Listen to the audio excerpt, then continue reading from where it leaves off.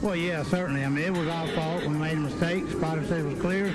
I wasn't clear, and, I didn't want to tear my car up, tear his car up either. I respect everybody, and I demand respect. And, I apologized to the guy when he came over the car, explained to him what happened, and then he took it to another level when he started calling me an idiot and whatever else. And I don't appreciate that. I'm not going to take it. I told him how I felt. I called him out. He didn't show. And so, I'm good with it if he's good with it, but I'm not going to be disrespected by no means. Yeah, I guess I had a dinner date at Applebee's last night that I didn't find out until it was too late. It's a shame. Love their riblets and boneless wings, but... Right, folks, welcome back to Meet Me at Applebee's, your number one unrefined motorsports podcast. It's Brian here with Ashley and Rob, as always. Folks, how we doing this week after the closest finish in NASCAR history in an F1 race that I could not give two fucks about? I'm doing excellent, friends. How are you, True Love? You looking good? I'm looking good. Oh, boy. Yeah, what a, we'll get into it pretty quickly, but what a fucking weekend of racing. Yeah, Kansas delivered yet again. Yeah. Yes. Just insane how good that track is. Insane that we're talking about it now, and we want all these mile-and-a-halfs back that, we all hated 5 years ago. But here we are. This is NASCAR in 2024, folks. Well, they fixed that shit at least, so. Yeah. Got that going for us. Yeah, let's just get... Chicago back and Kentucky. maybe Kentucky. Yeah, I'll take Kentucky. That's only a 6-hour drive for me, so I'd be happy to go to that. Yeah, it was pretty good after the reconfig, right? If I remember correctly, it was okay. I mean, Truex would wipe the floor with everybody. I think the last race was actually decent from what I remember. And I don't know if that was before or during COVID. I can't remember when the last race there was, but it's still there. I mean, I've driven past it a few times, and it definitely could run a race tomorrow. So yeah, they got a bunch of fucking unsold Tundras sitting out there in the infield, I'm pretty sure. So yes, they do. Maybe Cletus McFarlane could go out there and put on a show before the Cup race and get a bunch of idiots to race those things around the little Legends track there. I would pay for that. He might have to upgrade from the Freedom Factory if he loses that place. I've heard the developments are closing in, but we'll see what happens. Yeah, that is a sad That's story. A different conversation. That is. Yeah, maybe we'll bring that up in the short track septic tank, because that's annoying news. Oh. Did Brian quit? He quit already. Yeah, he's so mad about Formula One having a race in the U.S. that he just logged off. The audacity. The audacity, yeah. I was upset about the F1 race for other reasons than it just being in America, but we don't need to get into that because I already got into it on Twitter. And did you? I missed that. Oh, I just tweeted I tweeted something like I quote tweeted the Athletic post about Trump, and I was just like, good, stay the fuck away from NASCAR. And thankfully I got a lot of positive responses, but there were a handful of those morons who were just like, how about you stay away from NASCAR? And I just immediately blocked them. I don't care. Somebody was somebody's like, why don't you stop selling all t-shirts with Republican drivers on them? Like, block immediately. I don't fucking care. Yeah, I'm shit posting. Fuck you, I'm shit posting. Yeah, speaking of F1, highest ratings of all time, apparently, because all of us were bored as fuck. You two, not me. I tuned in. Well, the fucking the Rich Vogler Memorial Classic at Winchester ended pretty quickly, and I was hoping that would overlap, but it ended. It was done in half hour, what it felt like. So I just flipped on F1, even though I said I wasn't going to, and it was okay. Not bad for a Grand Prix. That track, it looks cool. And it's, again, after taking a few months off of watching that shit, I can always appreciate the cars being as pretty as they are. But that's about where it stops. And, of course, it was nice to see Lando Norris get a win, I guess. Yeah.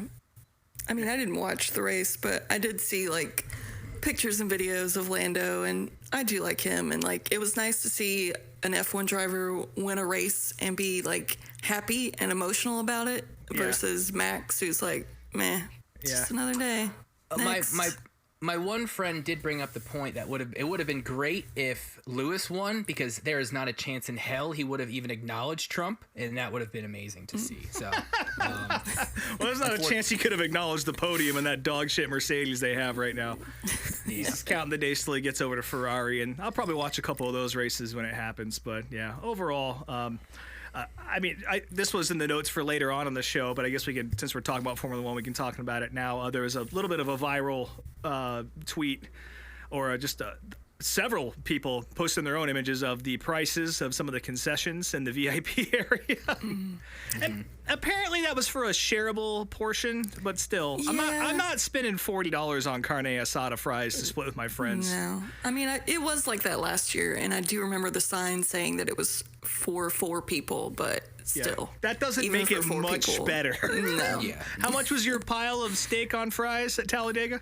I think it might have been like $11. See, and that could have fed the 5,000 in the Bible. So Yeah, like Darlington's food is always actually affordable and decent, and especially compared to SMI food, because they're not an SMI track. So like, I'm excited.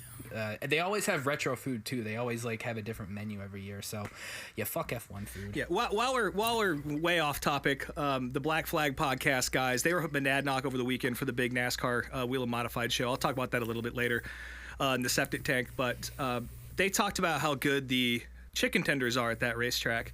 And I had forgotten this, but man, those are the best chicken tendies you can find in the Northeast at a racetrack at Monadnock. What are they doing to them? I don't know. They're like got a really buttery kind of like coating on them. I can't explain it. But I bought them. Deep fried in butter. They were like $6. Yeah, probably. I don't know. whatever they're doing up there in Winchester, New Hampshire is fucking excellent, though. So if you ever end up at Monadnock, make sure you spend the $7, $7, folks, on chicken tenders and fries. You will not be disappointed. Well, maybe that's partly why they taste so good, is because they cost so little. But That just too, wait yeah. till you get to Lebanon Valley this year. Like, the fries, probably the best fries I've ever had in my life there, and everything is cheap. They have like big ass meatball hoagies for like $4 or $5. that's the greatest. You know, you can eat like a goddamn king for $20 there, no problem. Yeah, that is happening this year. I got to make it to Lebanon Valley this year. So you just let me know where you're going to be around, Brian, and we'll go watch whatever's happening. Even if it's fucking Eva Destruction, I'll go to that shit. Well, I am still debating coming back that weekend of June 26th for the Restrictor Plate show, and if that happens, we'll definitely have to do a Valley night that night. So I think that's the weekend after Loudon. So come up early, bud. We'll have us a time. I cannot spend a week up north, unfortunately. Oh, come on. Yes, you I can. can't. Anyways, we are so off topic. What We are so Dover. off, yeah. Even the truck race was good, man. The truck race was Dover. awesome. Yeah, Rob put Dover on the notes this week. That's why I said Kansas. that. Kansas. Yeah, I mean, There was an truck ARCA races- race. I didn't watch the ARCA race, unfortunately. But I watched a little. It was fine. I mean, it was an ARCA race. It wasn't. You don't want to talk about your new favorite ARCA driver, Brian? Who's that? Apparently his name is Cody Dennison. Oh, that asshole. I don't listen. There's some. Listen, more folks, Twitter beef.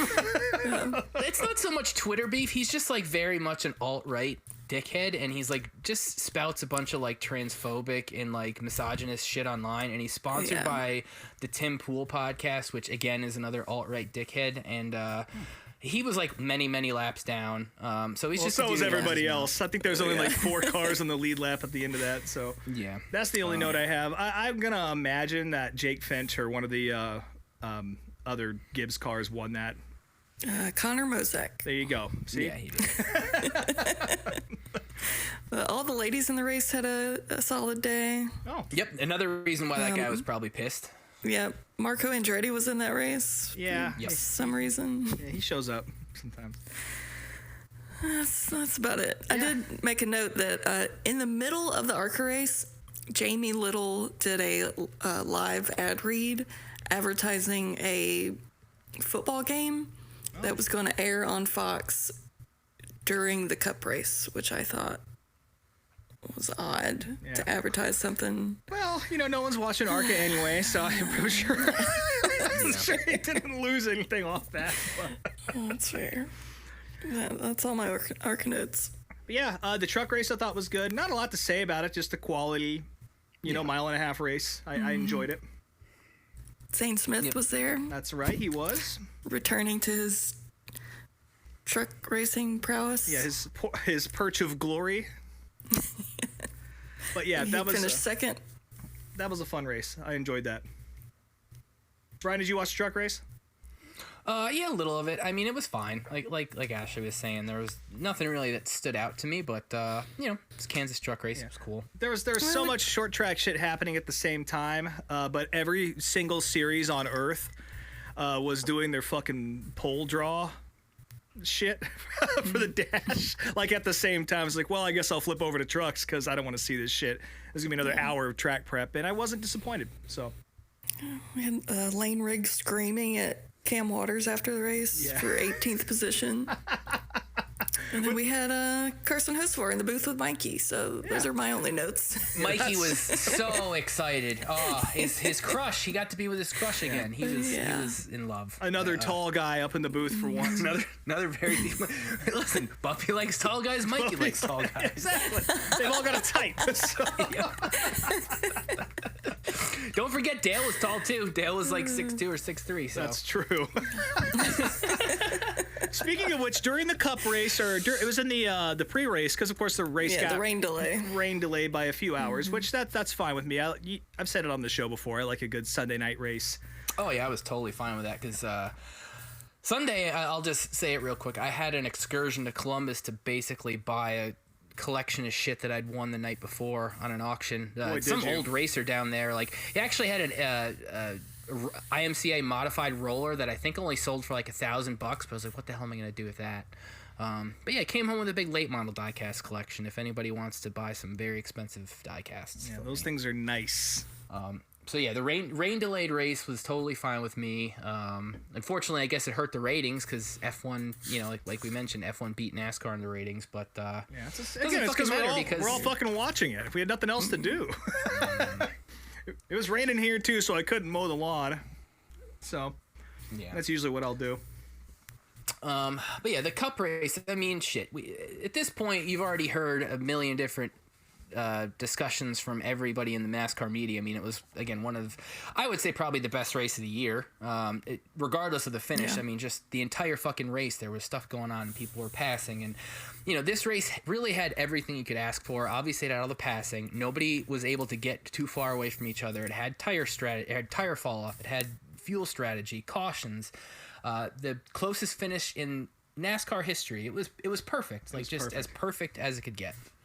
Even the rain delay stuff was great. Like I was about to say, Mikey was interviewing Austin Dillon at his hauler, and he was talking about, just pickleball up at Welcome. And the quote that really got Mikey smiling, which was great. Austin was like, "Yeah, we got the whole crew up there. They're going at it up there upstairs." And then they just kind of pan over to Mikey, and Mikey just has this shit-eating grin on his face. He's like, "Oh yeah, they're going at it up there, huh?" So I liked that a lot. I'm sure we'll include that video in the. For sure. Shout out to a friend of the program, Josh Davis, for sending along the screen cap of that. But yeah, what a fucking race. And even without the caution and the finish playing out the way it did, that race was going to end naturally in a really exciting way because Truex was fucking coming. Yeah. And I think it still would have been the best race of the year, even if it didn't come down to that green-white checker and things going crazy. Yeah, there were great battles from start to finish. Yeah, yep. Kyle Larson getting that by the hair of his chinny chin chin, that little beard he has.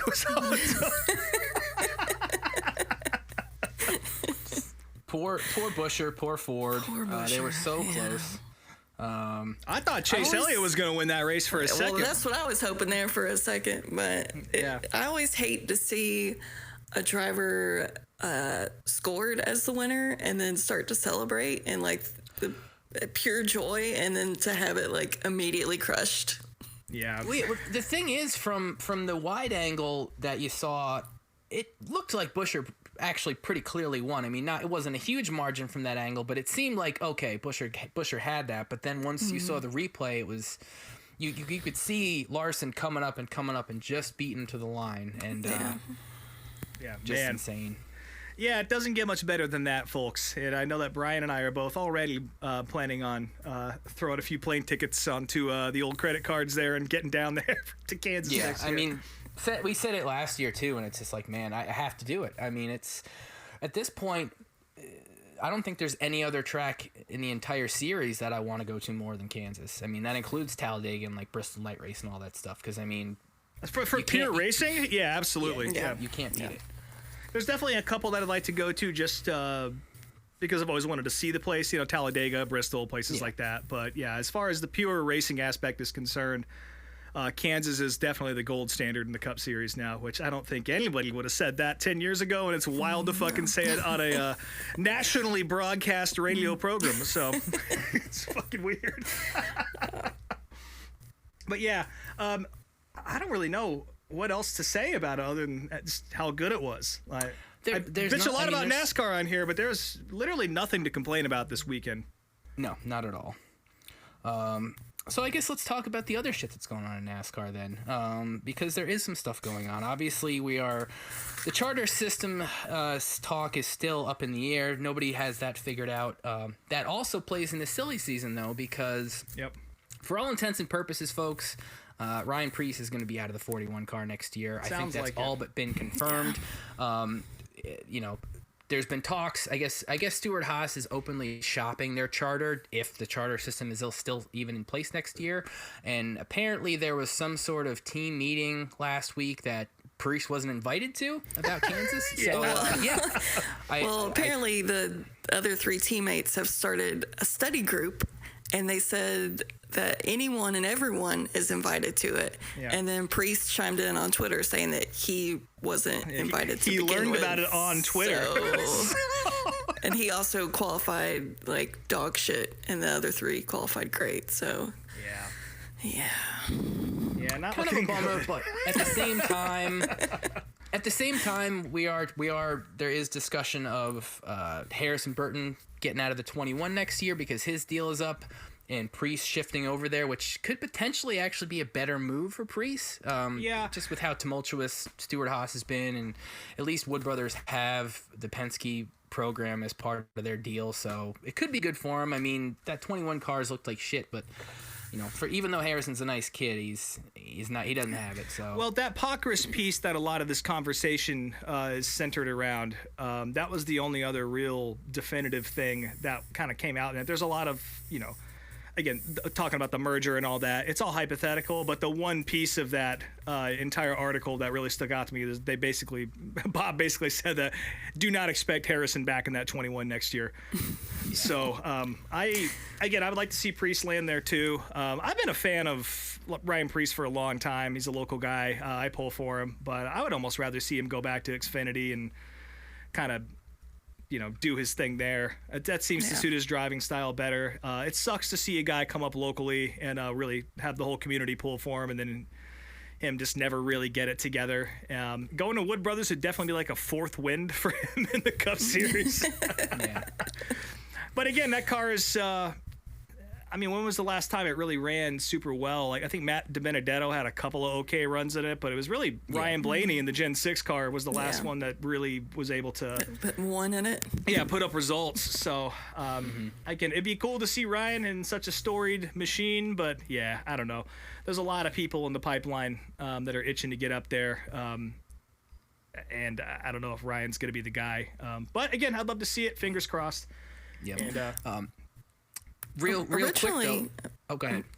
Originally, it sounded like SHR wanted to sell 2 charters and that they would be keeping Barry and Briscoe, but Gregson's been on such a roll lately, it's like hard to argue that they would want to give him the boot.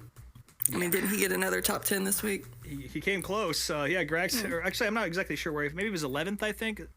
We have the He was internet. up We can there. pull it up. But yeah, he's definitely been the guy showing off the most. And honestly, Preece isn't having the worst year imaginable. No. Like they got that big point penalty earlier in the year, and he'd be pretty close to the top 20 in points, which I guess out of 36 cars that run every week, that's not great either.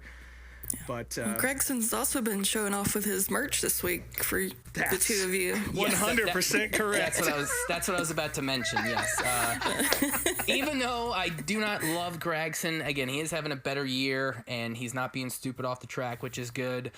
But he is coming out with a line of merch inspired by Zyn cans, That's and right. it's like, fuck, man. It's very hard to deny. I want a hat or a shirt or something. So Yeah, we'll see what they have. especially if at it's a patch on a hat. Like I will be wearing a Noah Gregson hat around, and it happens to be the exact same colors as the Chill flavor, which is the only one I can get that I like up here. The Is that your favesy? The Cool can kiss my dick. I don't like the Cool flavor. It's gross. But the Chill is very nice. I'm a citrus guy, like I said, but you know, we got enough yellow on race cars out there. So what happened to Ross Chastain? Did we ever figure that out? Because he was running pretty well all day in that beautiful Busch Crocs machine, and he just kind of dropped off the face of the earth. Maybe his don't know croc if- slipped off the pedal. Yeah. He don't didn't know have him in if it's a- sport mode. Yeah. I don't know if it was pit stops or what, but yeah, it just, you know, a lot of people got shuffled around in that last round of pit stops before, so. Yeah, but man, know. to get back to the charter thing for a second, this is going to get pretty ugly Yeah. by year's end, I think, and into next year because, the teams don't seem to have any sort of consensus with NASCAR. And, you know, the NASCAR would like, apparently, to frame the payouts around the television deals, which makes sense, right? But they also... It sounds like they almost want like a leaders circle kind of program like IndyCar has, where the money is dispersed based on performance and that sort of thing. There was also talk of them wanting to open up a 37th charter for a member of the France family to buy into the sport. Oh, Oh, wow, I didn't hear that. Yeah, that got shut down real fucking fast. Because talk about shit you don't say in a tense meeting. Yeah. I thought the main arguing point was just really the distribution of funds, where the teams want a bigger chunk of like the TV money and whatnot, and that's what NASCAR is like just denying. So Yeah. and with the charter system too, if the charter system fails, then it's like, where's the investment for, you know, that all these teams made? Yeah. If anything, it just makes BJ McLeod look smarter for selling his when he did. Yeah, 'cause, fuck yeah, it does. And for Dale not buying one to begin with, so Well, he's been bitching about that because he's like, I should have got one when I had a chance, and now there's no fucking point because it's, you know, I'll have to spend X amount of money to do it, and yeah. I don't know. It's weird, and while I understand the point of it took me a minute to figure out the point of the charter system, but it's hard to compare race teams to like sports franchises because like they're not as established. I mean, yeah, you have Hendrick and Joe Gibbs and all that, but you know, you look at the history of the sport and teams have come and gone. There's only been so many teams that have really stuck around for a very, very long time. And even with the charter system in place, it's like, how do you guarantee longevity for some of these teams? Well, So- especially when when even Hendrick Motorsports and Joe Gibbs are losing money. yeah. Now, I guess $10 million is not a huge amount when you're playing with as big a wallets as those guys are. But still, a loss when you're already having to buy in is pretty fucking intense. And especially when you look further down the grid at teams like, you know, Live Fast, who sold theirs, of course. But like all the smaller teams, if $10 million to them means a hell of a lot more than it does to Rick Hendrick. So I don't really see how this is tenable in the long term. You know, I understand wanting a seat at the table and I applaud everyone for trying to assign value to these teams that's beyond the equipment in the building. But I don't know. I'm not an expert at any of this shit, but I think I would much rather see a greater purse given to the teams and like a leaders circle program or like something that actually pays the teams a little bit more for their troubles every weekend rather than having them have to pay in if they want to be a part of the sport. Because I don't know. Yeah. Who's got $40 million to spend on a charter or however much BJ sold his for, BJ. you know. BJ does now. BJ does now. Yeah, it just doesn't make a lot of sense. And I don't know, if this does collapse, no matter how it plays out, it's not going to be pretty. That's for sure. So. No. But enough of that. A couple other notes, I guess, here. Natalie Decker, she is going to be at, let's see here, Charlotte, Memorial Day weekend in the Bikini Zone Shave Gel sponsored car. Yeah. So that's good. It's good. Good for It's her. good new sponsors in the sport. That's great. Yeah, the car's definitely got a Shauna Robinson kind of vibe going for it. Yeah, a lot of pink. Yep. It reminds me of the, I think, I forget who drove it, maybe Patty Moise, but there was a Ramsey's Condoms car in the mid-90s, and it had a lot of pink and stuff on it, and this is kind of reminding me of that, but that's a different Yeah, I story. saw a tweet that said, if we have to deal with the Dude Wipes car, then y'all have to deal with the Bikini Zone car. Actually, I got it hanging on my wall. It's a diecast of the Xena the Warrior Princess car that Patty Moise drove at one point. That was also bright pink. So Nice. That's what it reminds me of. But yeah, nice to see some different colors out there. Speaking of colors, I really appreciated Todd Gilliland sort of throwing back to the Long John Silver's days of front row motorsports. That was kind of neat to see.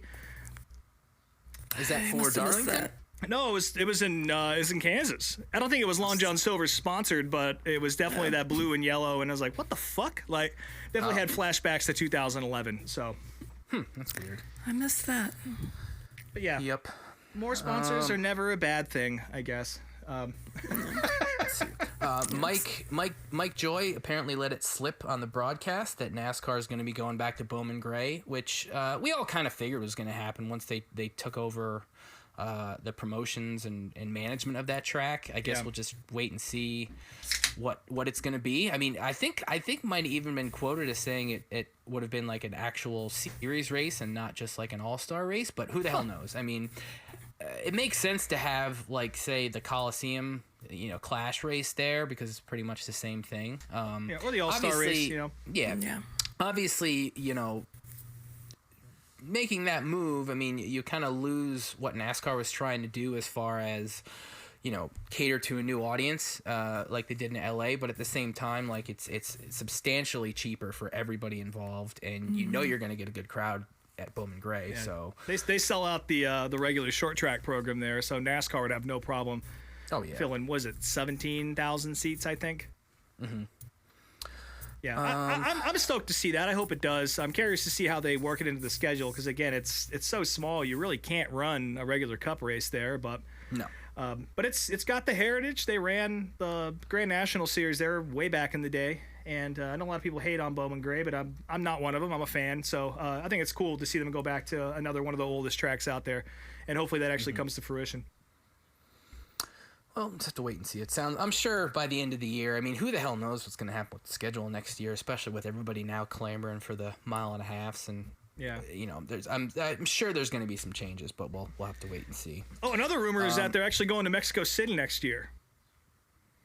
So Kyle Busch might be putting on a mask or changing his name or something. If you remember, he got into a little bit of trouble down south of the border.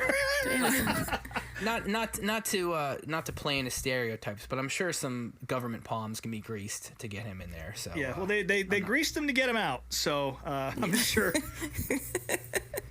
It's just a double that grease. I'm sure the Mexico Tourism Department will be on the 8 car that weekend or some shit like that, or Telmex or something like that. They'll get it worked out. Just have to wait for Mike Joy to have another senile slip up. Yep. Spill some more secrets. All right, and Rob, you wanted to talk about this. There was a little bit of a spat on Twitter yesterday between Landon Huffman and Mamba Smith over. I don't know. I guess like just. I don't know. Yeah, I don't know if you saw this, True Love, since you've been off the I internet. mean, you had said the one thing, and I tried to. It was so long. There were so many parts to it. It just kept going. I was like, I don't know what's up and what's down. Well, the crux of this, and of course, Mamba Smith and Landon are friends. They've been friends for a long time, and I feel like this is one of those things where when you know somebody, sometimes text doesn't always translate in the way that you'd want it to. Essentially, Landon kind of called out Mamba for being a hype man for NASCAR, which is his job. He's literally on the fucking payroll. His job. Yeah.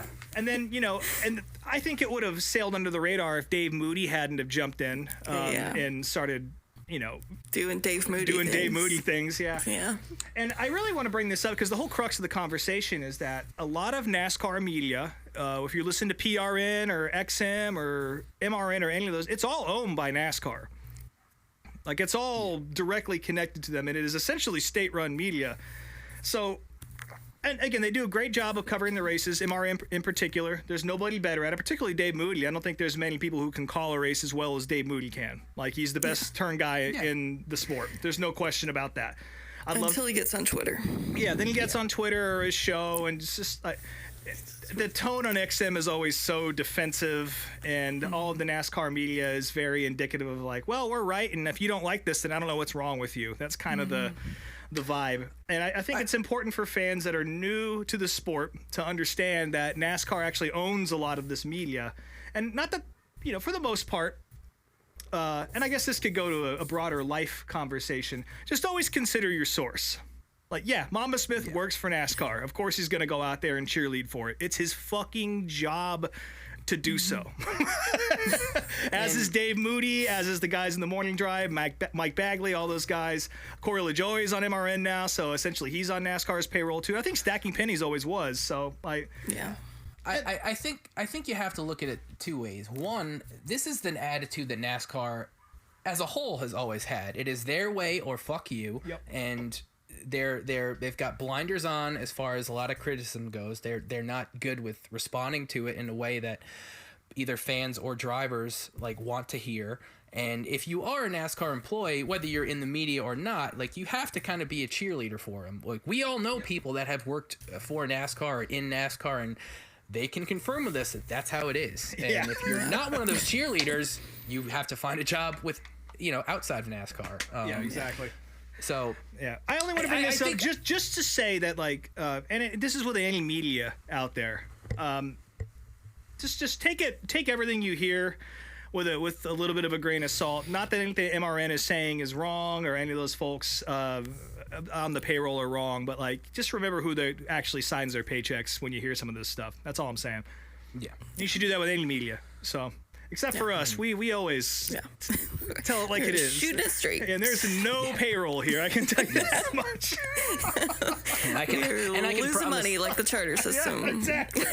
and I can promise I will speak for just myself. I have zero desire to work for anyone in NASCAR. I am very happy doing my little collectibles thing. That's about as far as I'd like to take it. So. Yeah, exactly. Yeah, it's a tough business for sure. But yeah, I thought that was a funny little exchange. But again, like I said, I think it's important for people to remember that NASCAR does own a lot of the media that we get to hear, and that's pretty obvious. Oh, real quick, I just watched. This is the first time on this show where I've ever actually put the Cup race on from the previous weekend on while I'm down here recording, and it's true. Todd Gilliland actually does have the Long John Silver scheme on his car, so getting the throwback in early. How about that? I didn't even know there were Long John Silver still out there. So Yeah. There are a couple up here. maybe they like sell Crocs and fucking like USB sticks online or something like that, like Temu does. But I don't know. Good for them. That was cool though. Yeah. So Rob, now you get to talk about IndyCar for a minute. There's obviously it's the month of May, so we all know what that means. Yeah, month of May is here. IndyCar Grand Prix this weekend, which, again, I typically don't watch that race, or I'm not that excited about it. I think it's cool they do it, but it's just extra for me. I really don't care about road racing a ton, especially not these days. But it's always cool to see him get started at Indy, and the following week begins the whole practice routine and all that, and we'll be qualifying, and you'll be hearing about Indy for the next like 2 or 3 weeks nonstop for me, because it's all I really care about when that happens. But the big news coming out of IndyCar this week is that Roger Penske suspended pretty much everybody involved with the whole push to pass thing, including Tim Cindric. He'll be taking a couple weeks off here, or a couple months off for that matter, next 2 races. It's Tim Cindric and a couple of the strategists and all that from his team. Amazingly, the drivers are completely immune to this, even though they're the ones pushing the buttons. But I don't know. I guess you don't want to take Joseph Newgarden and Scott McLaughlin out of the car before Indy. But pretty big stuff coming from Penske. Kind of had to do it. It sounds like Chevrolet's got some lawyers involved, and this could get really ugly behind the scenes. But Tim Cindric in particular being the big name here, that's taken the month of May off, which is pretty crazy because he's always been up there for Joseph Newgarden and whoever else at Penske, and he's a big part of that team. I'm sure he'll be, zooming in from a, Motel 6 around the corner, the parking lot of the Taco Bell where Scott Dixon got robbed, something like that. But yeah, month of May's here. I'm really excited about it. Again, this is the great dilemma with IndyCar is that the Indy 500 means so much, and it's such a cool event, and they can never really tie the rest of the season in. So this would be the one time you hear a lot about IndyCar this year coming up. And I said this to you guys earlier. You're also going to hear a lot about Kyle Larson. Not so much because I'm a fan, which, of course, I'm a big fan of Kyle Larson. But this is the first time in a very long time where there's been a legitimate short track, not just a short track guy, but like a sprint car, a midget guy, getting a shot in a competitive car, which is a very serious throwback to the way things used to be back in the 60s and 70s. So I'm really stoked about that. Not to shit on Brian Clausen or any of the attempts he did with Jonathan Bird or anything like that, or the IRL era, but this is really the first time since Tony Stewart we've seen anybody really come from that world and have a legitimate shot to show well and maybe even win the thing. So I think all the short track fans out there are really excited about that. I would say even NASCAR too. I mean, again, I'm not the biggest Larson fan. I like him and I respect him, and it's inarguable that he's the best driver in America. So I want to see that. I want to see how he does, and I'm obviously rooting for him. So yeah. And shout out to Kurt Busch. He actually did pretty well in his first time out there too. That was a little different, but he did manage to get sixth and definitely showed his talent. And Larson's a little bit more versatile than Kurt Busch is, I think. So I would expect at least the same out of him. The expectations are high, but again, at the very least, it's super cool to see a dirt guy get a shot at the biggest show in the world, as far as I'm concerned. And those IndyCar guys are tough, man. Like, it's not going to be easy for them. So it'll be fun to watch. Yeah. So yeah, just strap in, folks. I'll be talking about toe speeds and all kinds of shit coming up pretty soon. So. So with that, I guess it's time to move on to the short track septic tank. And unfortunately, we have to start off with some bummer news. The Pennsboro Speedway, the big reunion, or not reunion, but the big revival race at the track has been canceled for Memorial Day weekend. They're saying it's because of rain and whatnot, which, I can't argue that on some level because it has still been pretty rainy up here in the upper Northwest. But, it's a bummer. I don't know what the track looks like. I think the other thing with it was all damn this is, flooded a couple weeks ago. So Yeah, that picture they posted looked like a straight up pond. Yeah, they've been very quiet since making the announcement they were switching to the big track. So I was just very apprehensive. Like I was still planning on going, but I hadn't made any sort of, arrangements to stay anywhere or anything like that, just because I was waiting to see, they hadn't announced any car counts or anything yet. So they're still planning on racing in October. So, depending on the weekend, hopefully I'll try to make it down there for that. But a bummer, because I think a lot of people were excited about that. I hadn't heard as much from drivers, but I think especially the community down there all wanted to see that track come back. So we're about 3 weeks out, so I would imagine that most people were they got to this is probably about as late as they could have postponed it. Yeah, because now it's time to start getting the entry fees and getting your plans together, and there's other shit going on that weekend. So it's a damn shame. I noticed you didn't want to read what I put in the actual notes as the title of the segment here. Pennsboro no moro. I thought that was pretty good. But hopefully not for long. Hopefully they get it started out by October. It'd be cool to see that place come back. But it's tough when there's a creek running through the middle of the track. Just Brian, you should go down there with your shop vac. And I was just gonna say, suck some mud out of the place. Listen, I have emptied put your Crocs on. I have cleaned out empty swimming pools and stuff before, and that is a mess. I can't imagine what it's like to clean up a dirt track like that, not to mention having to redo the surface and all that shit. So and speaking of bad racetrack news, we kind of alluded to it earlier with the Cletus McFarland deal down at the Freedom Factory in Florida. Apparently they're trying to build a brand new development that is right next to the racetrack, like literally in like between the Air Force. subdivision? Yeah, like a subdivision right between the Air Force base and the racetrack. So I don't know what the fuck these people are thinking. They're going to hate it no matter what, because the Air Force isn't closing down. I can tell you that much. So they're going to be dealing with fucking Raptor noise all day. But yeah, hopefully that we'll keep an eye on that situation. And I know Cletus and the whole gang have done a nice job of getting that place operating again. It's not just his own show. He brings in a lot of late model series. ASA Stars race there. He's running it. It's good. It's an awesome place, and they put people in it, and it's popular. So hopefully they get that sorted out, and hopefully we don't lose another racetrack to complete bullshit development that those people are gonna be pissed off anyway. So Yep. Because they live in Florida, that's why. it's true. Well, I'll try and blow through this as quickly as possible, because for all the excellent NASCAR racing there was this weekend, there was also a shit ton of great short track racing. Justin Grant, I don't know if you guys saw this or not, he picked up a big USAC win at Eldora and then flipped his car trying to celebrate. That was pretty funny. I love that shot that they posted on Instagram. It was just kind of like the booth, and Oh, yeah. you can always kind of hear people in the background in these things, because the mics don't have like filters on them or anything like that. So some guy in the back after he flipped is just like, what the fuck, Which I think that was all of our reaction to that. But good for Justin getting a big win there.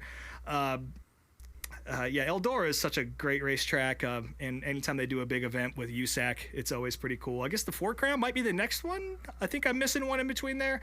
But for USAC going to Eldora anyway, that'll be the next big show they do. I think David Gravel, of course, coming in there and whooping everybody's ass on Saturday night.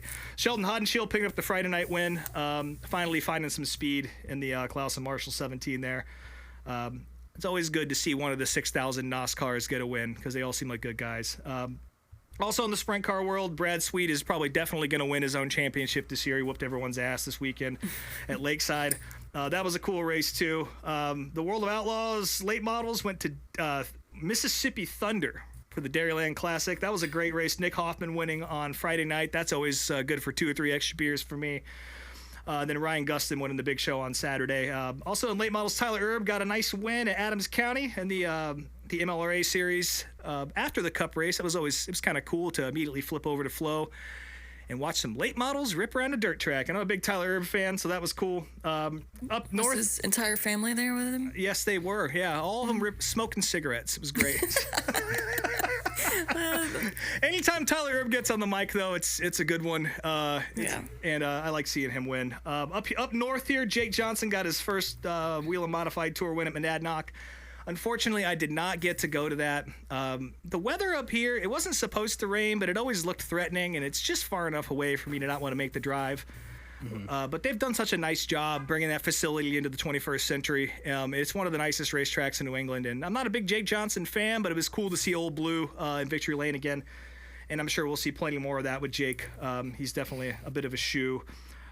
Sunday, we had the Rich Vogler Classic at Winchester. I already mentioned that. Cody Swanson whooped everybody's ass. And Bobby Santos, I believe he came in second. Oh, a big fan of that guy. He's a Massachusetts dude. But again, so much fucking short track racing happening right now. And that's not even to count all the stuff that got rained out. Unfortunately, Lucas Oil got rained out over the whole weekend. That's been pretty much the deal with any short track series. I'm surprised we saw as much as we did. But yeah, a little note to all the folks who do end up going to the Kansas race. Hopefully Heilemet keeps running their big 410 show at Lakeside, which is just a few minutes away from Kansas Speedway. So if you go watch the Xfinity race, you can take a quick little drive over to Lakeside. Like I said, I think it's about 20 minutes away, something like that. And even if it's not Heilemet, they usually try and run a big dirt track show there. Usually it's modifieds, and like Kenny Wallace will show up and that sort of thing. So just a little tip for all you NASCAR fans out there looking to get a little bit more out of your weekend. But that's pretty much it. Friend of the program, Kyle Armstrong, did send me this little collection of clips from a television series. I forget what it was called. Midnight Cowboys, I think. I think it's what it was called. Anyway, it's about some. They picked like 3 or 4 like rural guys and followed them, and they kind of told their life stories a little bit. This is pretty old, I guess. Tyler Carpenter was only 18 when they filmed this, and it's a really cool look into him trying to get his business together and kind of living in the shadow of his dad's legacy and trying to match it, and basically racing being the only thing he knew, and kind of a nice little glimpse into his world.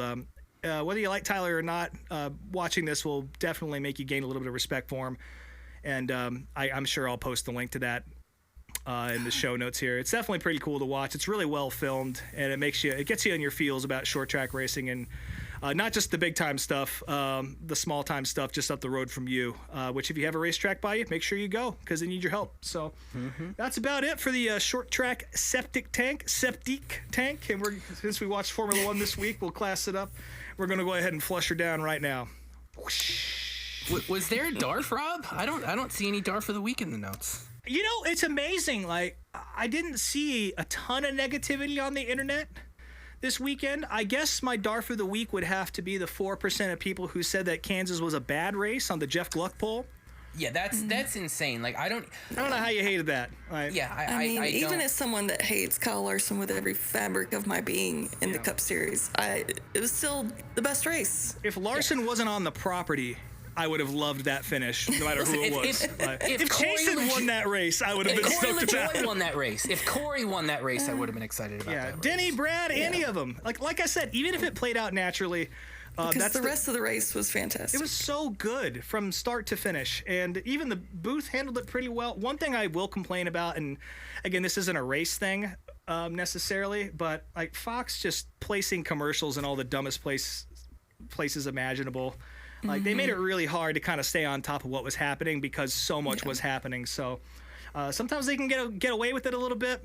Like at Martinsville, they could probably just run an Applebee's ad the entire time and no one will be any the wiser, you know. But in this race, it was unnecessary. But if you voted no for that reason, you're missing the point, and you're definitely my DARF for the week because I don't really know what you're watching this shit for if you didn't think that was entertaining.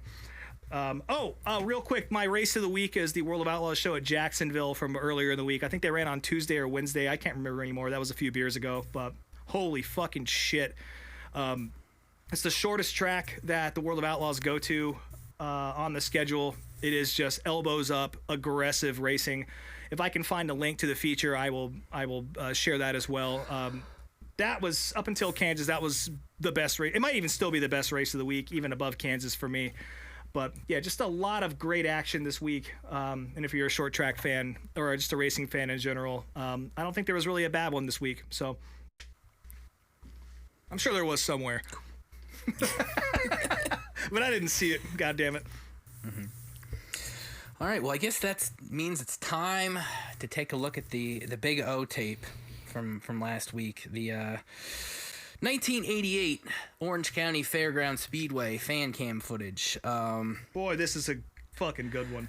I really didn't know how to tackle this as far as notes and analyzing it goes, but I guess we'll just kind of start off here. So I found this tape originally just kind of doing my normal YouTube searching, and because within the first 10 minutes there's an untelevised TNT monster truck race, I immediately hit up one of my friends about this, and it turns out that someone in the monster truck community actually found this tape before me because they clipped the monster truck section, and that has like 2 or 3 times as many views as this entire tape does. Yeah. So I guess that's why that section was a little more well known already.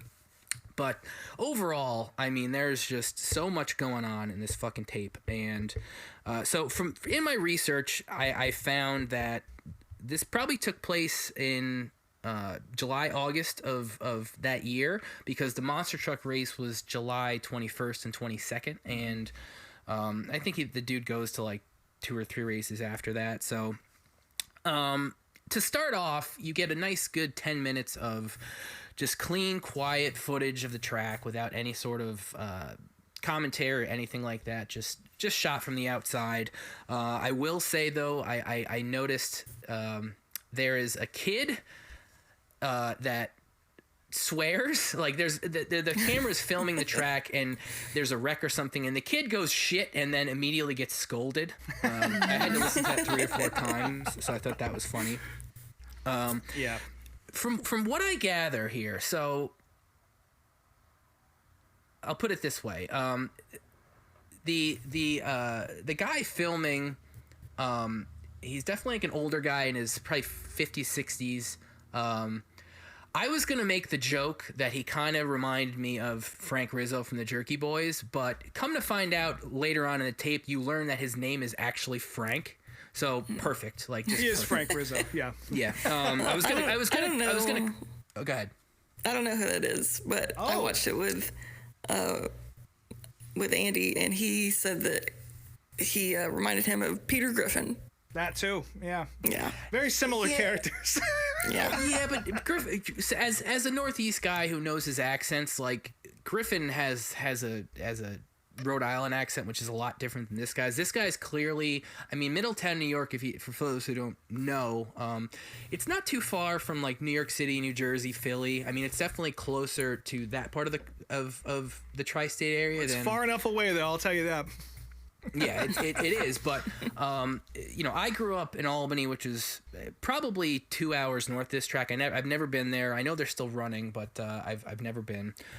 So that's kind of why I guess that guy has that accent. And I guess the one note I wanted to say about that is it is incredibly funny to me to hear, I don't want to say like redneck or white trash, but I mean, when you go to races, I mean, it's definitely more of a good old boy type of scene at those races, and it's very funny to hear that type of accent in that setting, because you're just not used to it.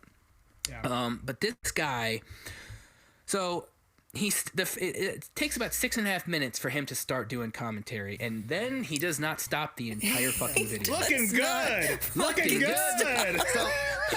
So we'll get to that in a second, but very early on in the tape, like I mentioned, there is a 5-minute clip of the TNT Monster Truck Challenge series running at the track at the same time as a big race weekend, and I'm almost 100% sure that the actual fair at the fairgrounds was happening while this race weekend was happening. That would make sense. I mean, there's so many people, so many cars. You can see the Ferris wheel in the background and a bunch of the shots. It's insane because like you can go to any short track now, and I mean, aside from maybe Eldora, like you don't see this many people and this many cars at tracks anymore. No. Like, it's just fucking nuts. Yeah, it's kind of sad that the fairgrounds type setup is a dying breed. You'll still see like demo derbies and shit. Even up here in Massachusetts, they'll have little demo derbies and all that. But the fairground bull ring is definitely something you don't see a whole lot of anymore, and it's a damn shame. We'll talk about the monster trucks real quick because obviously as the monster truck guy on the show, when I discovered this, I was just in absolute heaven because anytime you get to see monster truck footage you've never seen before, it's a special moment, especially old shit like this. As far as the trucks that were there, I mean, it was pretty much the standard TNT roster from that era. The anomalies being Toasaurus Rex, which that was a truck that barely ever raced anywhere. I think it ran a few USHRA events, and I believe that truck was kind of from that part of the country. Occasionally at TNT races, you would get regional trucks showing up and entering because it was open. Like anybody who had a truck could run. You didn't have to be a part of the series. So that truck was there. You see the first Buffalo Tremor. That was the black and gold version, which that was a really cool looking truck, but it didn't really race that much. The second one that was red and yellow, you saw a whole lot more of that. And then there was also the unpainted Awesome Kong, which Awesome Kong is that skinny bodied orange truck. In this clip though, it's still yellow because I think they were still, I don't know if they had just built that body or just finished the truck or what, but it hadn't been painted yet. And our buddy Frank says this is the ugliest truck he's ever seen, which I can't totally argue against. I mean, it is a fucking bizarre looking truck. I love it because it was so different than anything else that was out there at the time, but it is kind of ugly, but it's just very funny to hear that. And he is just completely in awe of all these trucks, and honestly, he's in awe of every single thing he sees because he is just just stunned the entire video. Like, oh, look at like just yelling and so excited to see everybody. Yeah, his enthusiasm, the entire video is so precious, and you can tell it's 100% genuine. Yeah. But there's something extra in that monster truck segment where he is just his mind is being blown constantly. Like he's got his catchphrases in that segment are probably my favorite. Yeah, that's good. Or the sounds he's making, I don't know. Yeah, I mean you got to remember, I mean 1988, like the monster truck trend was almost its peak. But there were still people that hadn't experienced those things in person yet. So that's what I'm assuming was happening here. Yeah. There is an amazing shot though. So Frank's got his buddy Kenny with him, and they're just looking at all the trucks. And at one point, Frank is filming Kenny in front of Bigfoot, and you see Bigfoot driver Rich Hoosier sitting on the fucking roof of the truck smoking a cigarette while these guys are just jibber jabbing in front of the truck, not acknowledging them at all. I love that. fucking Just That amazing. was great. There's a lot of little moments like that in this video. Oh, we'll get to So that. good. So, yeah. after the monster truck section, we get into just the normal racing stuff. And from what I gathered from this, go One more ahead. thing I want to say about the monster trucks.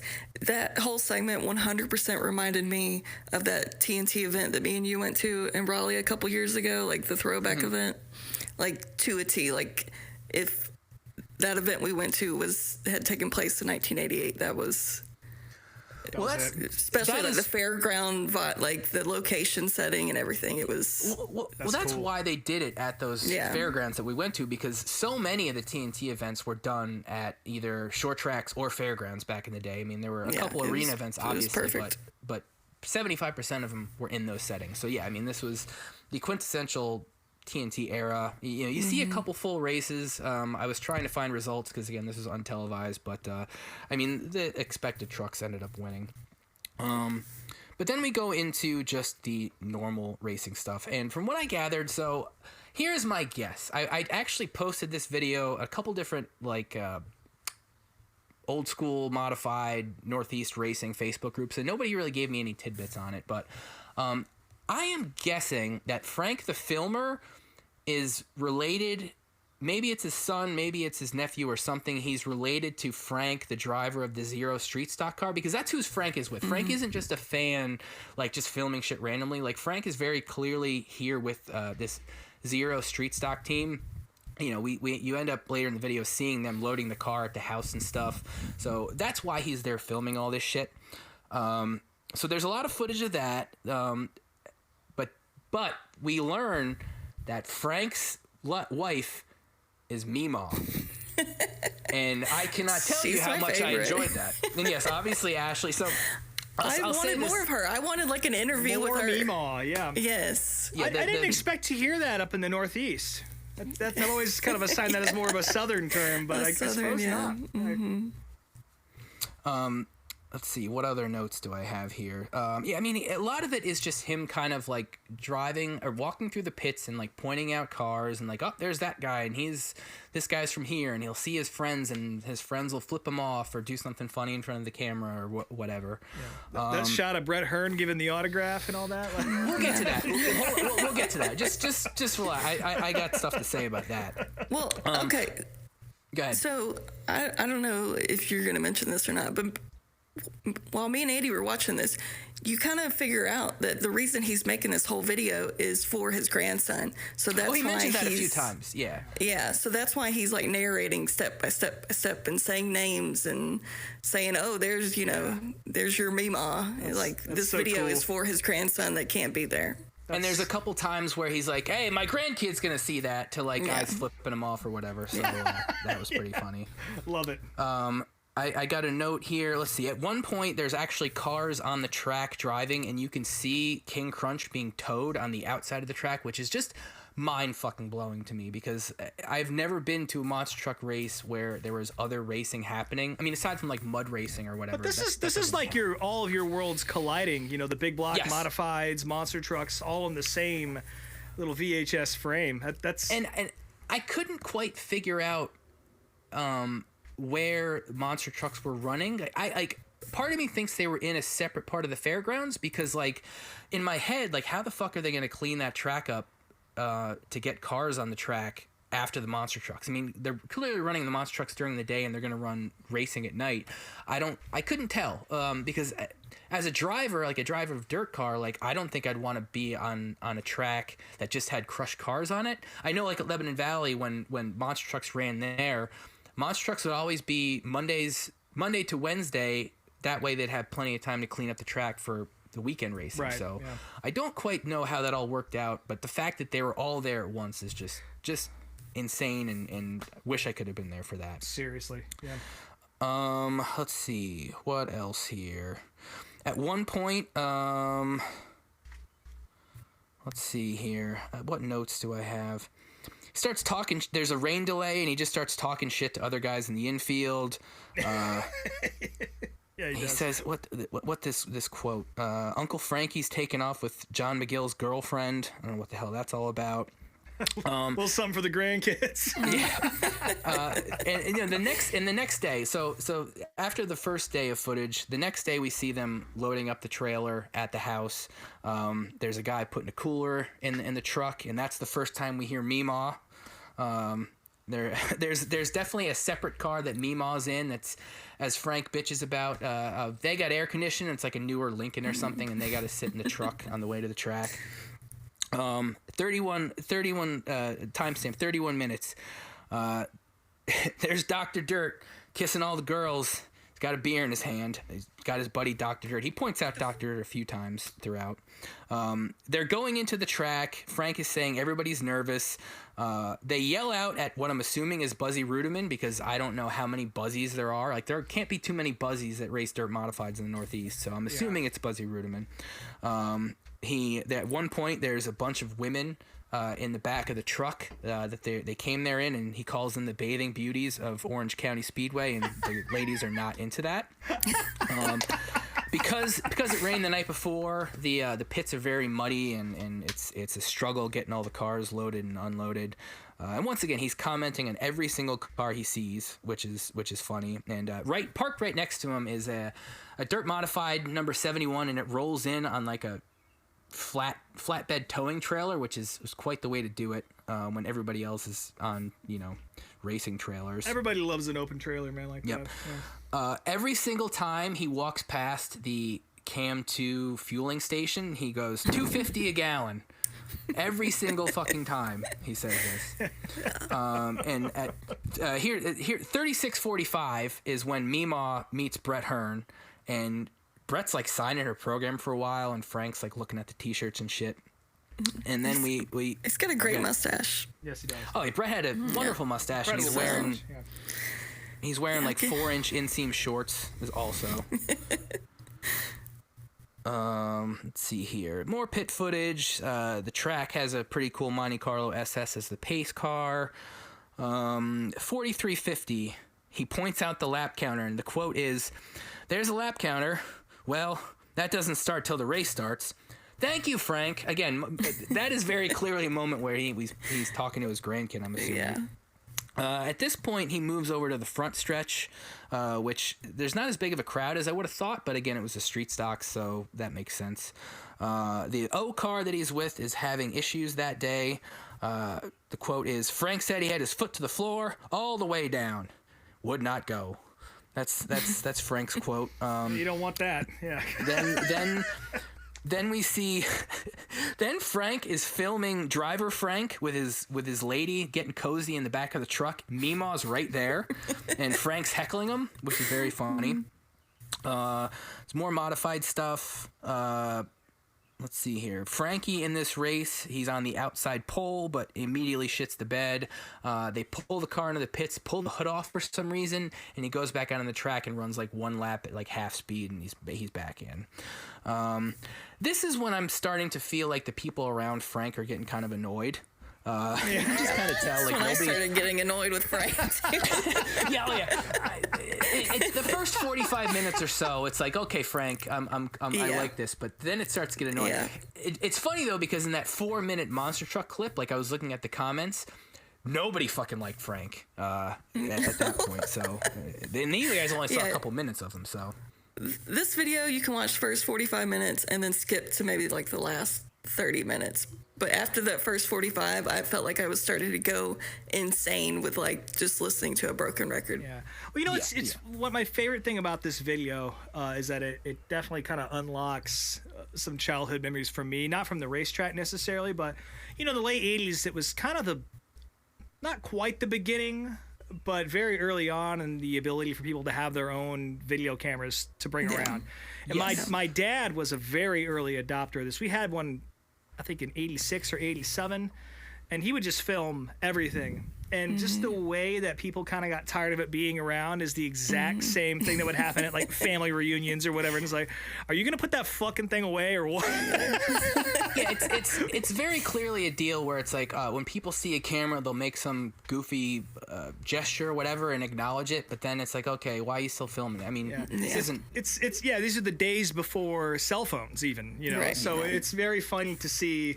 You know, we're all used to cameras just being out all the time now, and just to see such a in-depth look at the pit area or whatever in this era where that's just not a thing is a super special thing to witness. Again, this is my favorite video of the week we've ever had for that reason. But yeah, everyone's tired of Frank's shit, so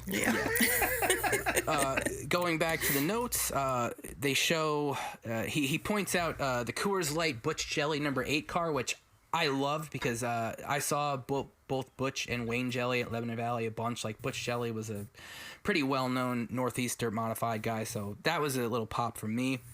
Then there's a bunch of crew guys flashing their tits at the camera. Yep. And more people just walking around. That was my next note. Yeah. Cut to another new day, and this is when we know they're not happy with Frank. Almost immediately on this next day, Frank's got the camera out, and you hear some crew guy go, "Hey Frank, go easy on the camera," and then immediately it's off. Immediately See, I he would have turns it off. loved more footage from the house, like them working on the car instead of Yeah. the shaky, nonstop filming at the racetrack for 2 hours straight. I assume his grandkid had seen plenty of that. He got shut down. As soon as he turns the camera back on, he just immediately exclaims, "I'm gonna kill that kid." No idea what the context of that was, but they're loading the car into the trailer. He points out that it's August 7th, this particular day. And I think, I don't know if it's because the people at the house were telling him to cool it off with the camera, but you kind of sense that Frank is like not as excited. Like maybe he's a little bummed out or offended that people told him not to film as much because he doesn't quite have as much excitement in his voice this time around. I don't understand why the O car had 2 different color numbers. Like the driver's side was just all white and the outside was orange. That was weird to me. He points out the lap counter again. At this point, the fair's over and the turnout isn't quite the same.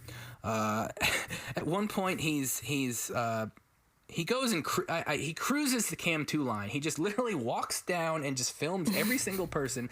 People do not want to talk to him or anything. People are like flipping him off. Then he he sees a guy walking with his girlfriend and just points the camera right at the girl and like says like "ho" or some shit like that. He does that a few times with women, just kind of leering at him. I love the guys in the fuel line blocking their faces with the cans. Yep. That's good. He stops by the Racing Warehouse trailer, and the only thing to say about that is there's a little pug there in the trailer, which I love dogs, so that was cool. Yeah. His buddy Dr. Dirt pops up again, who then flips off the camera, and you hear somebody off camera going, "They probably won't even develop that now," which is very funny. Yeah. So he sees Brett Hearn again now, and as soon as Brett sees him, he immediately gets the fuck out of there. Like, he says hi to Brett, and Brett just immediately just leaves. He's had enough of Frank and me, Mom. The two of them. Yeah. Yeah, and I guess really like Ashley was saying, from here on out there isn't a whole lot to really say. I mean, it's really just kind of the same shit that he's been doing. If you love watching this footage, it's just a whole lot more of it. At one point, he's walking between the cars, like all the modifieds getting ready to go on the track, and he's making every driver wave at him, which had to be incredibly annoying for the drivers. Like, why are you fucking bothering guys in their car? At 1 hour 16 minutes and 1 hour 17 minutes and 30 seconds, he is just filming a guy that's passed out on a trailer for some reason. Just like fucking very creepy. That guy was probably pretending to be asleep so he didn't have to talk to Frank. Yeah. Could have been. Looking good. Yeah. Looking good. So yes, Frank is very repetitive in all that he says, and especially he's got catchphrases. He's got catchphrases, but looking good. He says looking good to just about every single thing he sees, whether it be a car, a person.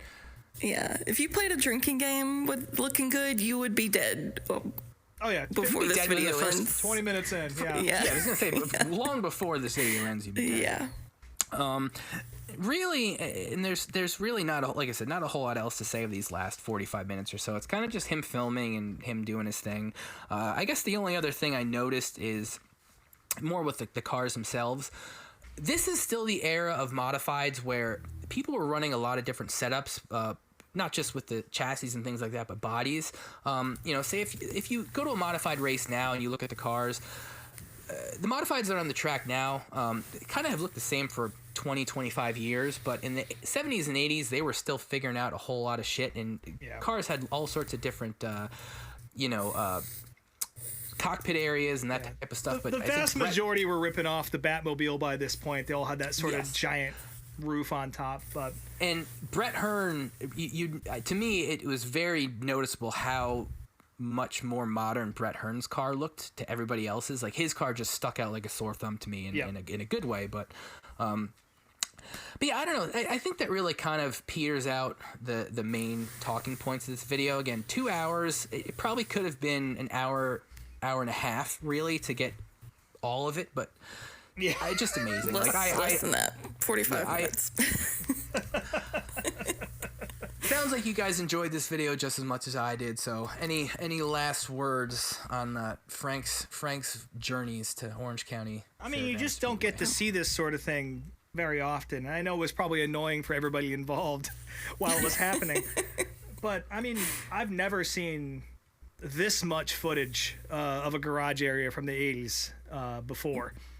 Like, it's just so good, and like you said, like the difference in cars, it was a very like transitional era, excuse me, in dirt modified racing, excuse me. And it's just super cool. Again, because before this, there wasn't really a proliferation of cameras everywhere, and this is kind of the very beginning of that. So I feel we missed out on a lot of history just by people not having the ability to record it in an effective way. And this is, again, just watch it with the sound off if you get tired of Frank, because it's super cool. I will be hearing "looking good" in my sleep for months, as well as "here they come" every lap. It's in my vocabulary and now. My hero before every name he says. But I think y'all summed it up well. But my favorite thing about all of this is that you watch this 2 hours of him narrating this video for his grandson, and if you look, his grandson is the one that he's the one that posted this on YouTube. And if you look at his grandson ended up being a modified dirt racer. So to see it come full circle, I thought was really beautiful. That's fucking awesome. Yeah. Real quick, I'm going to play a clip because not only do I feel like Ashley is Mima's spiritual successor just in name, but here's the clip. To Mima buying souvenirs, my goodness, money must burn a hole in her pocket. She's got on this great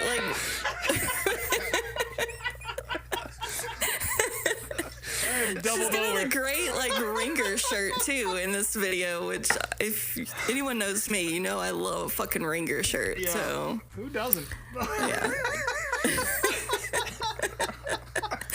There's another clip where he's just panning around and he goes, "There's a Mima waiting for the races to start, just sitting there and sweating." I was like, that's me at the races, just sitting there sweating.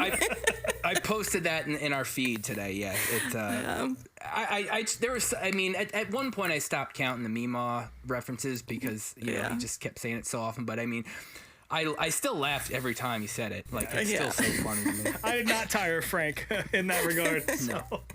No, not the Mima, but looking good. I could go without. Yeah, looking good. But yeah, great job finding this. Definitely an incredible time capsule. And I hope that now that this is in your algorithm, it opens up a whole new world of shit. And mine too, because I'd like to watch more of Frank's exploits. So. Well, it's funny that I like I said, I posted I sent the monster truck clip to a buddy of mine, and I guess there were more, and I didn't even get a chance to watch them, but there are some more fan cam footage of just the monster truck stuff from that era. So I'll have to check that out. But yeah, just I hope I find more like this. Maybe not necessarily as long, but if it is as long, I'm not going to complain, because regardless of how much of a broken record Frank got, it was still amazing the whole time. Yeah. So I will say that at Lakeside during the High Limit show this weekend, there was the support series was a bunch of street stocks just like these, the old school ones. And they put on a hell of a show. So if Lakeside happens to run when we go to Kansas, which we are, I'm not letting that die now. We're going to Kansas in the fall. But if they happen to be running, hopefully that division will be there and we'll get to see some of this in person. Yeah, that'd be cool. And now moving on to the video of the week next week. So next week, NASCAR is going to be in North Wilkesboro for the All-Star race. And Ash and I will not be there this year, but I'm sure we'll be watching. And people talk about how racing way They're in back Darlington. This coming weekend they're in Darlington. I'm saying the video of the week next week. Oh, I got you. Never mind. Yeah. So next week they're in North Wilkesboro, and there's always talk about racing was better back in the day, and this, that, and the other thing. And what I was able to find was a broadcast of the 1970 Cup race at North Wilkesboro. It's only an hour long, but it's actually, because they weren't live back then, it's not the whole race. It's kind of just segments. But is this NASCAR Classics or is this somebody else? No, okay. Somebody else. Because you can see at the very end, like it must have been a DVD or something they had and uploaded. But it's a little over an hour. Chris Economaki is doing commentary on it, which is great, and there actually are commercials in it. So that will be a wild, 50-something-year-old time capsule to check out. It's the 1970, Grand National, the Gwynn Stately 400. So this is pre-Winston Cup era. So much, much, much different than anything that most people will have ever seen. So that will be next week's video of the week playlist. It's already on the playlist now. I haven't seen it, but I hope you like cars being multiple laps down. So I'll just say that. Much like the ARCA race. Exactly. And yeah, with that, so this coming weekend, NASCAR is at Darlington, and I'll be at Darlington. It's my first NASCAR race of the year, and I'm incredibly excited. I will be at the track both Saturday and Sunday. Fuck yeah. So if anybody listening is going and wants to hang out and have a beer or something, by all means, DM us, because I'll be there. Saturday, I'll be by myself, just kind of floating around, and Sunday, I'll be there with my stepdad. So, nice. Please hit me up, and we'll hang out. But weather so far is looking good. Looks like it's going to be in the 80s. Looking good. No rain in the stand dry. Yep. No rain in the forecast or anything, and in the 80s. So it'll be a good weekend. I mean, the last few years there have been good. Hopefully, Chastain doesn't have a repeat performance of last year, because that was a huge disappointment. But I don't know, man. I'm just excited. It's always been too long. I wish I could go to a NASCAR race every month, but I can't. So. Yeah. So yeah, that's my big weekend. Are you guys doing any racing stuff this weekend? Fucking hopefully. I'm gonna try and go to the makeup date for the Stafford Spring Sizzler. They're supposed to be running on Friday night. The big tri-track modified feature, or is it tri-track or open? It doesn't matter.